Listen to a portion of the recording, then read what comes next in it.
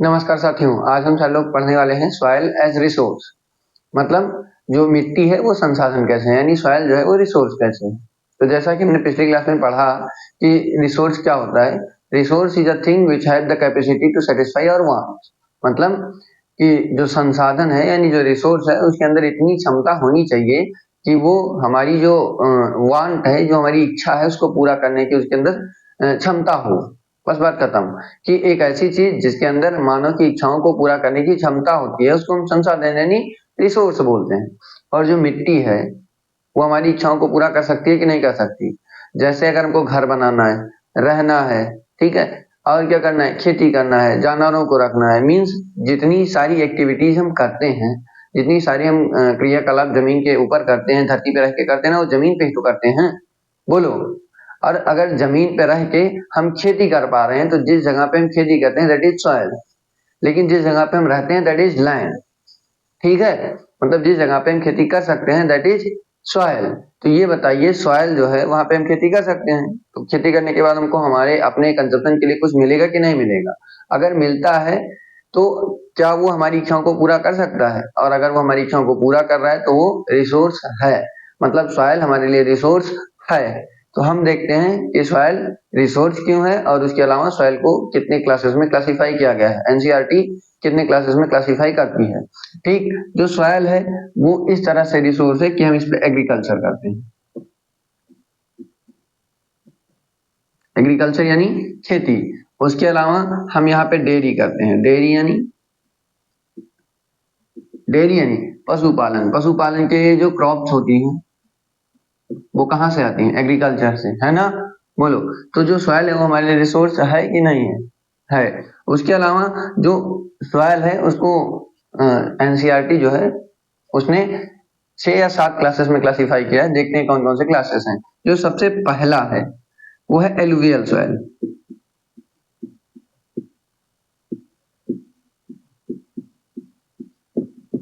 ठीक, एलुवियल का मतलब होता है जलोढ़ मिट्टी।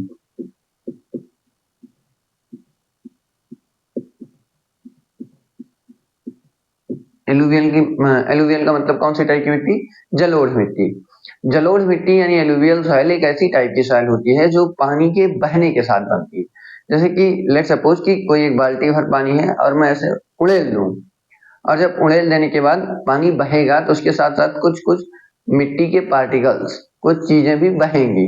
तो बहने के बाद जब तक पानी स्पीड में बहेगा तब तक तो वो बहता रहेगा, उसके साथ जो पार्टिकल्स टूटे हैं वो बहते रहेंगे। लेकिन एक सर्टेन टाइम तो आएगा, एक निश्चित समय तो आएगा ना, कि जब वो पानी अपनी स्पीड खत्म कर देगा, यानी कम कर देगा। होगा कि नहीं होगा। तो जिस जगह पे पानी की स्पीड कम होने लगेगी उस जगह से वो जो पार्टिकल्स अपने साथ ढो रहा था, मान लो कि ऐसे एक हिली एरिया थी, ऐसे हल्का सा स्लोपी टाइप की जमीन थी, और यहाँ से पानी बह रहा है, ठीक है। और यहाँ से बहते बहते, क्योंकि जब ये यहाँ पे बहेगा तो स्पीड में बहेगा, तेज से बहेगा। और जब ये एकदम ऐसे सपाट समतल जमीन पे आया तो क्या होगा कि यहाँ से जब जब इस पॉइंट से आगे की तरफ बढ़ेगा तो इसका स्पीड कम होने लगेगा कि नहीं लगेगी। अगर जैसे ही इसकी स्पीड कम होगी तो अपने साथ ये जो इतने सारे ढेर सारे कूड़ा कंकड़ लेके ये बह रहा था, ये इसके बॉटम पे यानी इसकी तलहटी पे सेटल डाउन यानी बैठना शुरू करेंगी कि नहीं करेंगी। और जैसे ही ये तलहटी पे यानी बॉटम पे सेटल डाउन शुरू होना शुरू करेंगे, ठीक है, वैसे ही नदी चौड़ी होती जाएगी। बोलो, है कि नहीं। और जब नदी चौड़ी होती जाएगी तो नदी का जो एरिया होगा वो बढ़ जाएगा। ठीक, तो जरूरी नहीं कि बॉटम पे ही सेटल, किनारे पे भी जब बाढ़ आएगी तो और किनारे पे भी सेटल करेगी मिट्टी। क्यों। और जब ये मिट्टी किनारे पे भी सेटल करेगी, अपने साथ जो बहा के लाएगी मिट्टी उसको अगर किनारे पे सेटल करेगी तो एक बहुत बड़ा सा प्लेन बनेगा कि नहीं, मैदान बनेगा कि नहीं। और जो मैदान बाढ़ से यानी पानी के बहने से बनता है उसको हम बोलते हैं एलुवियल प्लेन। कौन सा प्लेन, एलुवियल। एलुवियल प्लेन में कौन सी मिट्टी मिलेगी, जलोढ़ मिट्टी। अब बताते हैं कि जलोढ़ मिट्टी बनती कैसे। ये तो हो गया कि एक प्रोसेस थी, जैसे मैंने आपको रफली एक मोटा मोटा आइडिया बताया कि ऐसे बनती है। ठीक, ये जो पूरी प्रोसेस है इसको हम बोलते हैं इरोजन एंड वेदरिंग। जब ये वेदरिंग कि जब ये टूट रही थी और बह रही थी, ठीक। उसके अलावा जब ये सेटल डाउन होती है तो उसको हम बोलते हैं सेडिमेंटेशन।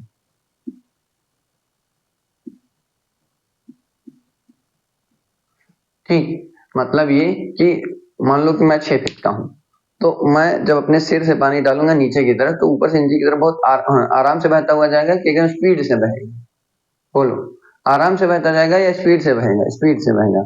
लेकिन जैसे ही पानी जमीन को यानी फर्श को टच करेगा, ठीक है, जैसे ही पानी फर्श को टच करेगा उसकी स्पीड सेटल डाउन, मतलब धीरे धीरे कम होनी शुरू हो जाएगी कि नहीं?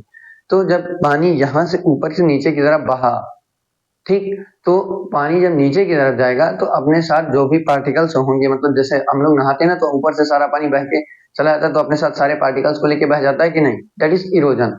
इरोजन क्या है कि जब पानी अपने साथ कुछ पार्टिकल्स को भी बहा ले जाता है, वो इरोजन होता है। और जो वेदरिंग होती है, जैसे रॉक से बहा या कहीं से भी बहा, तो जब किसी पार्टिकल को अपने साथ वो लेके बह रहा है, तो रास्ते में या तो वो तोड़ देगा, या तो पहले ही तोड़ के बहेगा, और या तो रास्ते में बहाते बहाते तोड़ देगा। यानी कि जब कोई पार्टिकल अपने स्मॉलर फ्रेगमेंट्स में टूट जाता है, या मान लो कि ये इतना बड़ा मार्कर है और ये टूट जाए 2 टुकड़ों में, दैट इज वेदरिंग। ठीक, और ये टूटे और मैं फू कर दूं उड़ जाए, तो जब उड़ जाएगा मेरे हवा के साथ, दैट इज इरोजन। ठीक, तो इरोजन और वेदरिंग से आया, और उसके बाद उड़ते उड़ते ये मार्कर हमेशा तो उड़ेगा नहीं, कभी तो हवा के चक्कर में जब हवा धीरे होगी तब तो ये सेटल डाउन होगा, मतलब जमीन पे नीचे रख जाएगा कि नहीं रख जाएगा? और जैसे ही रख जाएगा, दैट इज सेडिमेंटेशन। क्या है? सेडिमेंटेशन। तो जो एलुवियल सॉइल है वो कैसी बनी है? इरोजन, वेदरिंग और सेडिमेंटेशन से, मतलब कट के बहने से और जमने से। ठीक, उसके अलावा ये जो सॉइल है इसकी अवेलेबिलिटी कहाँ पे है? मतलब जो नॉर्दर्न प्लेन है, अगर मैं इसकी बात करूं, तो जो नॉर्दर्न प्लेन है यानी उत्तर का मैदान, जहाँ पे गंगा रिवर बहती है, गंगा रिवर यानी गंगा नदी बहती है, वहां पे पाया जाता है। और ये पाया जाता है यूपी, बिहार, और फिर वेस्ट बंगाल, और और कुछ पार्ट्स ऑफ कुछ जिलों में एमपी के।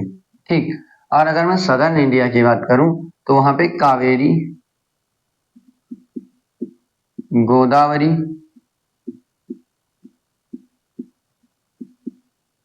महानदी, ऐसी नदियों के जो डेल्टा है वहां पे भी पाए जाते हैं। अब डेल्टा क्या होता है? डेल्टा एक ऐसी जगह जहाँ पे नदियां समुद्र से मिलती हैं, मतलब एक ऐसा जंक्शन पॉइंट होता है जहाँ पे नदी खत्म हो रही होती है और समुद्र स्टार्ट हो रहा होता है, यानी एक ट्रांजिशन जोन होता है। ठीक, ठीक है। अब इसके बाद अगर हम देखें कि इस मैदान को हम क्या बोलते हैं, ठीक, जहाँ पे सॉइल बनी, तो जैसे मान लेते हैं कि जो मिट्टी बही थी ऐसे, ये, ठीक, पहले बड़े बड़े पार्टिकल्स थे, कुछ छोटे छोटे पार्टिकल्स थे, कुछ और छोटे पार्टिकल्स थे। जब ये नदी यहाँ पे आएगी तो पहले बड़े बड़े पार्टिकल्स को सेटल करेगी, है ना, उसके बाद उससे भी छोटे, और उसके बाद उससे भी छोटे, और उसके बाद सबसे छोटे। ठीक, तो जहाँ पे बड़े बड़े बोल्डर मिलते हैं, सबसे बड़े बड़े बड़े बड़े बोल्डर सेटल हुए थे, इसको हम बोलते हैं भाबर। ये होता है जहाँ पे उससे छोटे, इसको हम बोलते हैं तराई।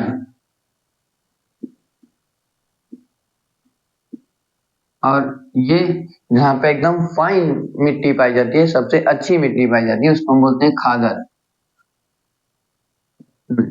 हाँ, नहीं, ये है बांगर, ये खादर है, खादर, सॉरी।